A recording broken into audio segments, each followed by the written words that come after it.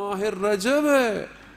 رجب وہ مہینہ ہے کہ جسے پروردگار نے اپنے آپ سے منسوب کیا ہے.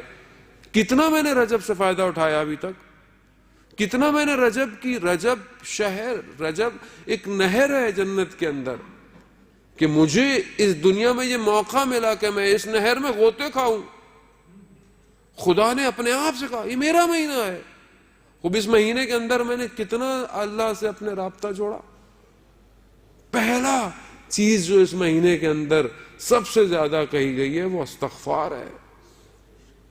کہ صبح اور شام 100 دفعہ استغفر اللہ ربی واتوب الیہ, استغفر اللہ واسألہ التوبہ. کتنی میری زبان ہلی ہے استغفار کے لیے. عزیزان محترم, یہ اللہ نے ہمیں اپرچونٹیز دی ہوئی تھی کہ یہ کرو. ایک شخص آیا, آیت اللہ عظمہ بہجت رضوان اللہ تعالیٰ علیہ, درود بھیج دے محمد والے, اللہم صلی اللہ علیہ. آقا بہجت کی خدمت میں آیا کہ مجھے کچھ ذکر دیں, مجھے کوئی وظیفہ دے. وہ آج کل لوگ ہمارے پاس بھی آتے ہیں, مولانا صاحب کو وظیفہ دے دیں, کچھ شارٹ کٹ دے دیں, وہ کام ہو جائے. وہ باہر آدمی گئے آج کل شارٹ کٹ کے چکر میں, دین میں بھی شارٹ کٹ چاہ رہا ہوتا ہے کہ کچھ شارٹ کٹ دے دیں, یہ 2-4 نمازیں پڑھ لیں تو سب طے ہو جائیں. عزیزان محترم, شارٹ کٹ اگر ہوتا تو میرے نبی رسول خدا اتنی زحمت کرتے اسلام کے لیے. اللہم صلی علی محمد. ہاں, شارٹ کٹ نہیں ہے, کچھ عمل ایسے ہیں جو آپ کو تیزی سے آگے لے کے جا سکتے ہیں. ان عملوں کو ڈھونڈیں کہ اہل بیت نے ان عملوں کے بارے میں کیا کہا ہے. خوب آئے ان کی خدمت میں, کہا کہ مجھے کوئی وظیفہ دیں, کچھ ذکر دیں. کہا استغفار کرو. یہ آدمی سوچتا ہے کہ یہ کوئی بات ہے, اتنی سی بات کہہ دی استغفار. خیر کہتے ہیں وہ عالم کہتا ہے, شخص کہتا ہے کہ میں نے سستی کی عمل کے اندر اور عمل انجام نہیں دیا. کہتے ہیں میں سو رہا تھا, میں نے خواب میں دیکھا کہ مجھے ایک بہت چونٹی سے پہاڑ کی نیچے پھینکا جا رہا ہے. تو اچانک سے مجھے یاد آیا کہ استغفار کروں. کہہ رہے میں نے استغفار کرنا شروع کر دی تو مجھے اچانک سے زمین پہ آرام سے بٹھا دیا گیا. صبح جب میں اٹھا تو میں آغا بہجت کی خدمت میں گیا تو میں نے انہیں اپنا خواب فرمایا تو وہ مسکرانے لگے اور انہوں نے کہا کہ کیونکہ ہم چیزوں کو سمجھتے نہیں ہیں, غافل ہیں, عمل چھوٹا ہو مگر خدا کے نزدیک بہت بڑا ہوتا ہے. عزیزان محترم, استغفار, آیت اللہ تحریری حفظ اللہ فرماتے ہیں استغفار تاریکی کو دور کرتا ہے. کون سی تاریکی؟ بولیں گے یہاں تو روشنیاں ہیں, روشنیوں کا شہر ہے. نہیں عزیزان محترم, میرے نفس کے اوپر جو غفلت طاری ہو چکی ہے اس نے مجھے اندر سے اتنا تاریک کر دیا ہے کہ مجھے استغفار کر کے اس کی تاریکی کو دور کرنا ہے. سب سے بہتر عمل استغفار ہے. ابھی چند دن باقی ہیں, ہم اس کو انجام دیں. دوسری چیز اس مہینے کے اندر کہ میرے رسول خدا حضرت محمد مصطفیٰ صلی اللہ علیہ وسلم,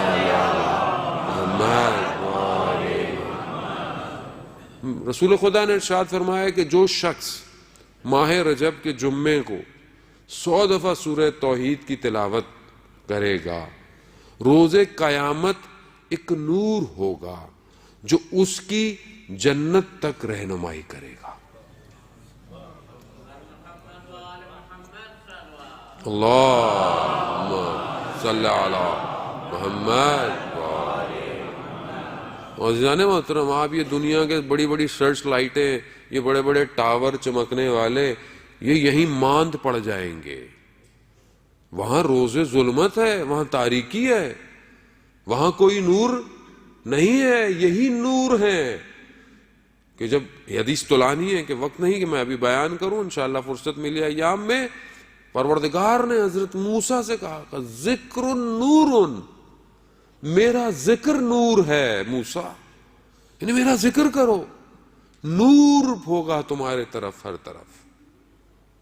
ایک شہید ہو گیا. جب شہید ہو گیا جوان تھا, ایک بڑے عالم دین ان کے گھر ان کے والدین سے ملنے گئے تو کہا آپ کے بیٹے میں 2 خصوصیتیں تھیں. ایک تو اپنی فیلڈ میں تھا اتنا کہ اس کو شہید کر دیا گیا. دوسری چیز وہ خدا کا شب کی تنہائی میں عابد تھا. 32 سال کا جوان تھا. یعنی 32 سال میں انسان اتنی عبادت کرتا ہے کہ کوئی اولیاء خدا کو پتہ چل جائے کہ کتنی عبادت کرتا ہے. انہوں نے کہا کہ روز قیامت روز تاریکی ہے، سورج نہیں ہے قیامت میں. جب کیونکہ آپ کو پتا ہے سب ختم ہو جائے گا، محشر الگ سے برپا کی جائے گی، وہاں پہ یہ سورج نہیں ہے. کہا وہاں پر کچھ لوگ ہوں گے کہ جن کے بدن سے نور نکلے گا، اور اس نور کی روشنی میں کئی لوگ صراط کا راستہ طے کریں گے. کہا آپ کا بیٹا ان میں سے ایک ہے. اللہ اکبر. یعنی انسان خود تو نورانی ہو اور لوگوں کو بھی نور کے ساتھ قیامت میں لے کے جانے. وہ تو اس نور کو ڈھونڈیں، یہ انویسٹمنٹ کریں اس دنیا کے اندر.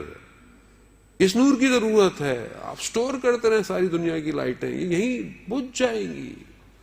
یہ تو اسی وقت بجھ جاتی ہے جب انسان حالت اعتداء کے اندر اکیلا بیٹھا ہوا ہوتا ہے، جب موت کا فرشتہ اس کی طرف آ رہا ہوتا ہے تو اس کے سامنے اسکرین آ جاتی ہے، اسکور کارڈ آ جاتا ہے کہ کیا کیا، کتنی اننگ کھیلی، کتنی دفعہ آؤٹ ہوئے، کتنی نو بالیں تھی، سب آ جاتا ہے سامنے اس کے.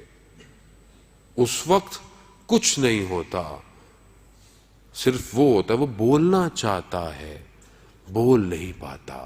اپنے اطراف میں کھڑے ہوئے اپنی اولاد کو، اپنے دوستوں کو کہ دیکھو یہ عمل مت کرنا، مجھے نتیجہ نظر آ رہا ہے. اور اتنا سخت عمل ہوتا ہے روح کا بدن سے نکلنا کہ جیسے کئی ہزار تلواروں کی نوکیں ہوں اور انسان کے بدن کو چپ رہی ہوں. آسان نہیں ہے عزیزان. معاملہ ہم نے بڑا لائٹ لے لیا ہے، بہت ریلیکس ہو گئے ہیں. ہم لوگوں کو ریلیکسیشن دے بھی دی گئی ہے. اصل میں مولا وارث ہیں، کچھ بھی کرتے رہیں. مولا اس کا وارث ہوتا ہے جو وراثت کو دکھاتا ہے. وراثت یا نسبی ہے یا وراثت سنقیت کی ہے. میری جائیداد کا وارث میری اولاد ہے. کیوں؟ کیونکہ میری اولاد ہے. خب اگر میں مولا میرا وارث ہے تو میرے ذات میں کوئی ایسا عمل تو ہو کہ مولا کہے کہ ہاں میں ان کا وارث ہوں. میرے عمل مخالف سمت میں ہوں اور وراثت میں مولا سے مانگ رہا ہوں. عزیزان محترم، وہ عدل کا امام ہے، وہ حق کا امام ہے. اسی حق اور عدالت نے تو اسے تنہا کر دیا تھا، اور آج میں یہی عدالت اور حق کو سائڈ پر کروں اور کہوں مولا نہیں. عزیزان محترم، یہ کہانیاں ہیں جو ممبروں سے ہمیں دی گئی ہیں، میٹھے میٹھے کیپسول. بہتر ہے تھوڑا سا تلخ کیپسول لے لیں، ورنہ روز قیامت کہیں گے کہ مولانا صاحب آئے تھے، ہمیں سلا کے چلے گئے جگانے کے بجائے. آخری رسول خدا کا کیا فرماتے ہیں؟ کہتے ہیں لوگ سو رہے ہیں، جب مریں گے تب جاگیں گے. سو رہے ہیں، غافل ہیں. اتنا سخت عمل ہے کہ جب بدن سے روح نکلتی ہے. مگر قربان جاؤں میں اہل بیت پر کہ ہمیں اس سختی سے بچانے کے طریقے بتا گئے. کہا آخری ہفتے میں ماہ رجب کے 3 روزے رکھ لو. کتنے؟ 3 روزے رکھ لو.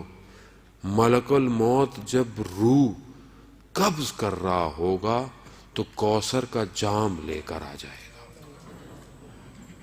ماہ رجب ہے.